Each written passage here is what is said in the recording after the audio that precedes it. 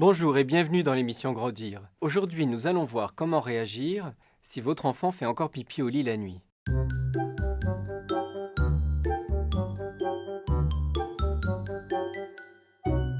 C'est généralement à partir de 4 ans ou de 5 ans que l'on prend en charge ce qu'on appelle les énurésies nocturnes, c'est-à-dire le pipi au lit la nuit. On parle d'énurésie primaire quand l'enfant n'a jamais été propre et d'énurésie secondaire si l'enfant a été continent pendant plusieurs mois et se remet à faire pipi au lit.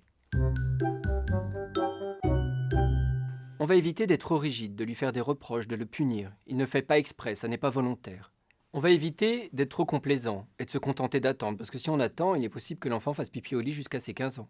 L'enfant a besoin de voir que c'est important pour vous qu'il soit autonome. Sinon, il n'y a aucune raison pour qu'il progresse dans ce domaine-là.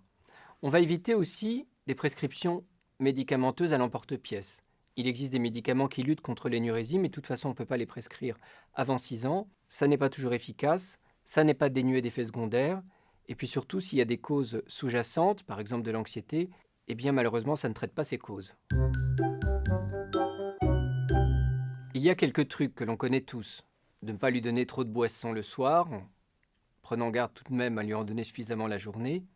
Le réveiller en milieu de nuit, surtout s'il fait toujours pipi à la même heure.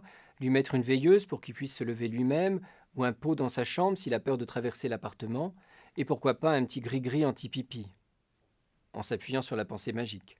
On développera son autonomie. Les enfants énurétiques, c'est souvent des enfants qui ont parfois un petit peu de mal à grandir. Donc on va le pousser à grandir, on va lui montrer les bénéfices qu'il y a à grandir, on va voir avec lui ce qui lui fait peur dans l'idée de grandir.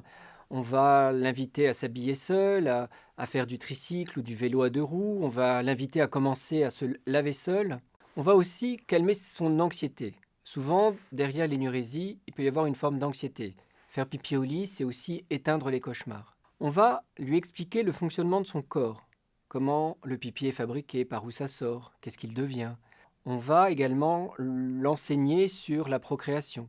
Derrière l'énurésie, il y a parfois des questionnements sur la sexualité. Donc on va susciter des questions et on va y répondre. J'ai remarqué que certains enfants, très perfectionnistes, avaient un peu de mal à lâcher prise, et lâcher prise justement en faisant pipi la nuit. Donc ces enfants-là, trop perfectionnistes, qui sont trop obéissants, qui retiennent leurs émotions, qui n'ont jamais un mot plus haut que l'autre, peuvent se laisser aller la nuit en faisant pipi.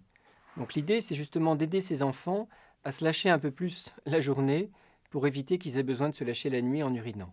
Enfin, en cas d'énurésie secondaire, le pipi au lit qui survient après une période de continence, on va rechercher un facteur déclenchant, que ce soit des conflits à la maison, l'annonce d'un divorce. D'ailleurs, dans une émission, j'explique comment réagir en cas de divorce annoncé, que ce soit l'arrivée d'un deuxième enfant. J'explique aussi dans une autre émission comment réagir si vous êtes enceinte d'un deuxième enfant. Bref, on recherche un facteur déclenchant qui pourrait être source d'anxiété, qui pourrait donc provoquer l'énurésie.